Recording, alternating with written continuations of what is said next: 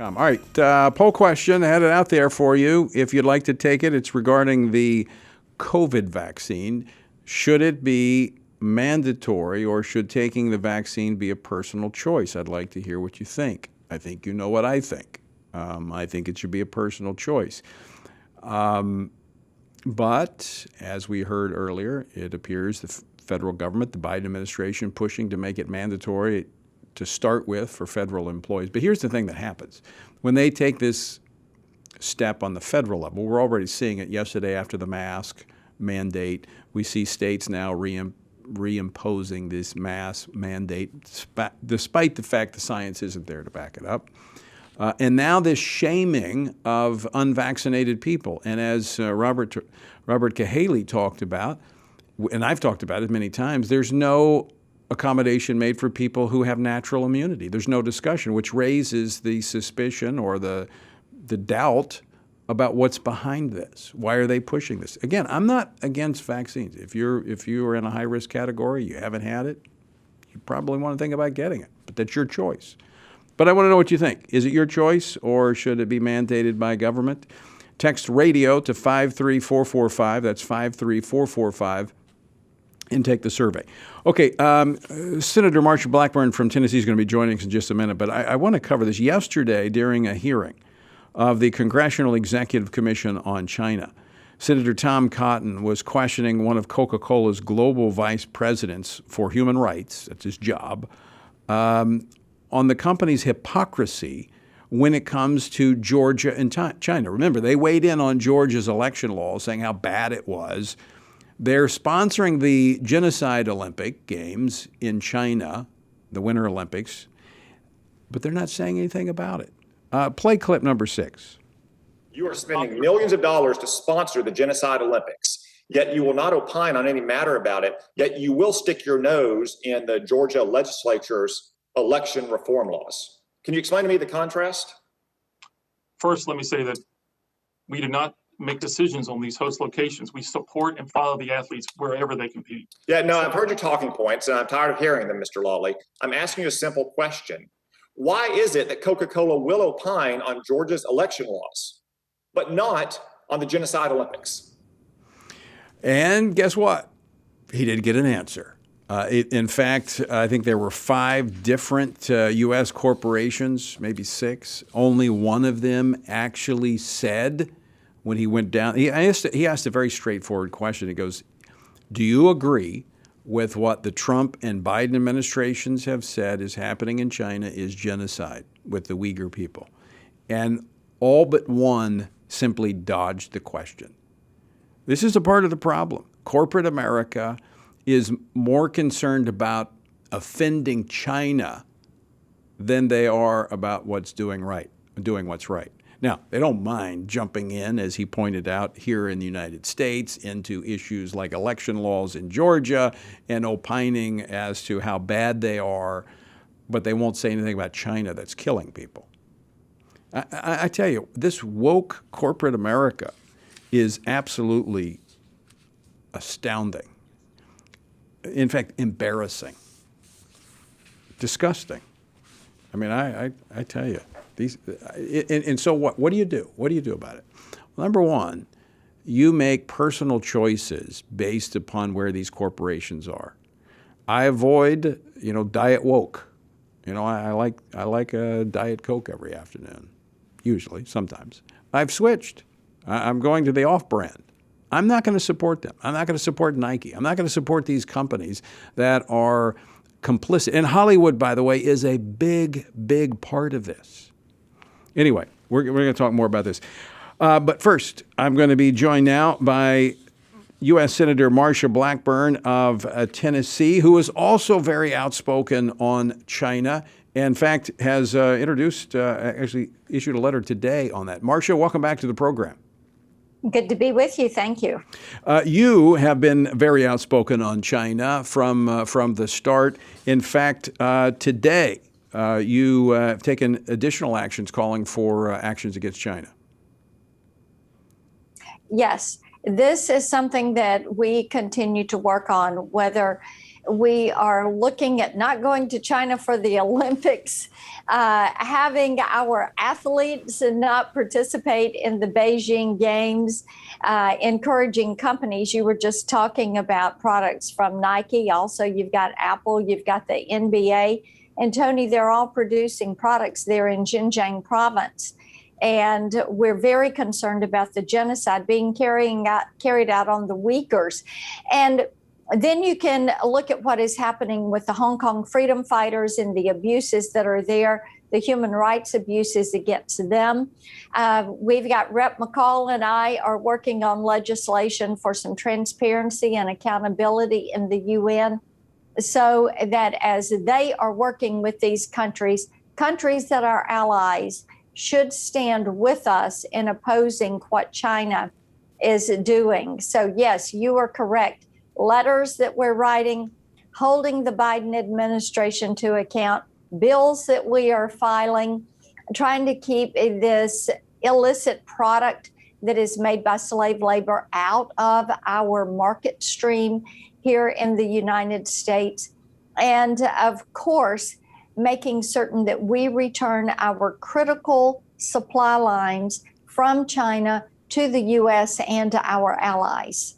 Now, you also sent a letter to the president regarding the cyber attacks coming out of China. Yes. Now, we see a lot of that out of Russia, a lot of attention paid to that in Russia, but not so much so on China. What's happening there? Talk about that. Yes, we had a couple of hearings yesterday, one in judiciary and one in commerce, that we were looking at the cyber attacks, things that are happening on our critical infrastructure, such as the Colonial Pipeline. That took place in our Commerce Committee, and ransomware, and looking at the distribution of ransomware and the hacks and attacks that causes, and that is primarily coming out of China. Now, we think President Biden should be more forceful in dealing with China and should impose sanctions on these bad actors. The Microsoft attack, we know that was China instigated. So we were disappointed. It took the administration a little while to get around to actually acknowledging that. There should be sanctions on these bad actors. China needs to be held responsible for this.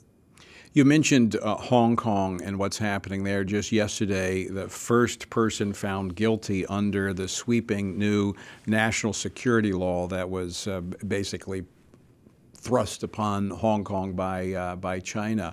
A 24-year-old man convicted of terrorism and for simply carrying a flag with a banned slogan of liberty to Hong Kong, now facing life in prison. But look, China is not backing down, but it does not look like America is taking a strong stand under the Biden administration. Which is astounding to me. And you look at this conviction and the fact that you have a 24-year-old that is going to be in prison for the rest of his life, however long that may end up being, simply because he wanted freedom. Now, that is Hong Kong, and it's because of this China national security law that they put into place. And Tony, communism will always bring about suffering. It will always bring about pain. People lose their freedom. You can look at what is happening in Cuba right now.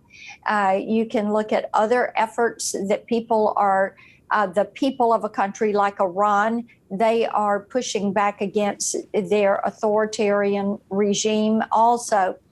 And people are desperate to get freedom.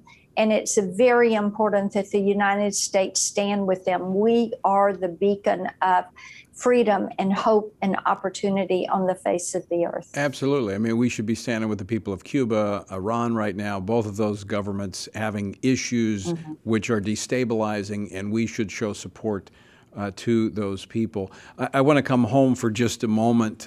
Infrastructure bill, $1.2 trillion. A word this afternoon, bipartisan agreement has been reached on this bill, and that you could be seeing a vote in the Senate on this bill sometime this evening. What's the latest? Well, the motion to proceed will take place this evening. The bill is too expensive for me. Some of the pay-fors don't really add up, in my opinion. I do applaud my colleagues that have worked diligently to try to find a bipartisan effort.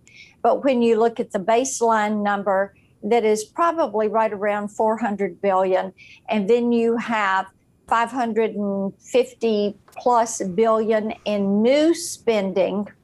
And then if you make it an 8-year bill instead of a 5-year bill, it grows to the 1.2 trillion. That is something that is of concern for me. I'm all for infrastructure. We all need roads and bridges and highways, but I have to tell you, it needs to be done with money that is left over from the CARES Act and from COVID, and not with using or trying to appropriate new money. Tony, so many of these programs will have outlived their usefulness by the time our children and grandchildren have to start paying for this bill. Right. And remember, this is just one bill of many. On the That's right. heels of this, they want to push the That's right. $3.5 trillion human infrastructure bill that they're pushing. So Which is actually a $5 trillion bill. Right. Right. I know they play, but what's a trillion? A trillion here, a trillion there. I mean, it's sad, but that's where we've gotten to, Yeah. where we just throw around these frustrating. massive numbers. So does the Democrats get the 60 votes to proceed tonight? What do you think? I don't know if they will or not. There are probably 10 votes in the Republican conference that will allow them to proceed. Past that, I don't know if they'll get the 60 votes that they need for cloture without making some substantial changes to the bill. I mean, what Nancy Pelosi said in the House, that she won't proceed with the 3.5 trillion, she won't proceed with the 1.2 trillion infrastructure until she has the 3.5. So if you don't give her the 1.2, then you don't have to worry about the 3.5. I mean, I think what we're doing is facilitating their massive spending. Yes, I think that is a good way to look at it. You know, if you give them this, they're telling you they're going to go ahead and spend $3.5 trillion more. And what we have to realize is this: when we think about our nation's debt, the entire time from George Washington to George W. Bush, our nation accrued $10.6 trillion in debt. The Biden-Obama years, Obama-Biden administration, they doubled that number. That's what took us up to about $22 trillion in debt. President Trump added to that because of COVID. We had a very expensive $3 trillion year last year. And now, in 6 months, Joe Biden has pushed us right up to about $30 trillion. This presidency is too expensive to afford. Yeah, we've set like this new level of spending. It wasn't, instead of being seen as an emergency spending, that this was because of the COVID, it became like the new level of spending. And I failed to mention the 3.5 trillion will be done under budget reconciliation procedures. So the Republicans won't be needed for that one. It'll just be 50 votes plus the vice president, and it passes. So if the Republicans want to stop this train, they would be smart to join you in not voting for this infrastructure bill. Well, you know, we are very concerned about the level of spending, and we're concerned about spending that is going for programs. Let me give you just one quick example: electric vehicles.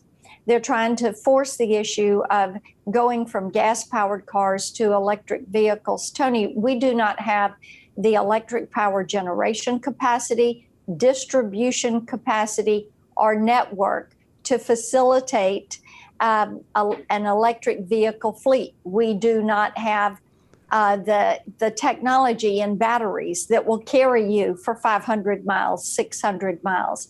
So they're putting the cart before the horse there, and they're going to end up with cars that just really can't go very far. Well, in this case, it's the car before the battery.